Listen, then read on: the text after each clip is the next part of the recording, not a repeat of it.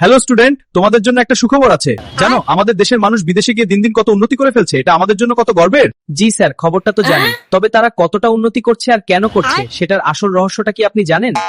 Sir, তারা কিন্তু শুধু উন্নতির জন্য যায় না, তারা যায় বিদেশের ওই শান্ত আর নীরব প্রকৃতিকে একটু শোরগোল করে গরম করে তুলতে। স্যার, তারা দেশের সম্মান উজ্জ্বল করতে পারুক আর না পারুক, বিদেশের সুন্দরীদের মন জয় করতে তারা ঠিকই ওস্তাদ।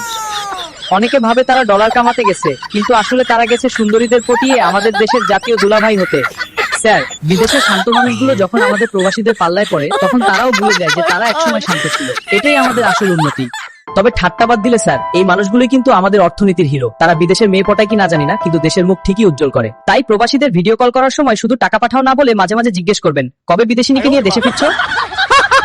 গদা, তুমি তো দেখি প্রবাসীদের মনের খবরও রাখো। তোমার এই উল্টো যুক্তিতে আমি সত্যি অবাক হয়ে গেলাম। ধন্যবাদ স্যার। আসলে প্রবাসী ভাইয়েরা তো আমাদের প্রাণ, তাই তাদের নিয়ে একটু মজা না করলে চলে।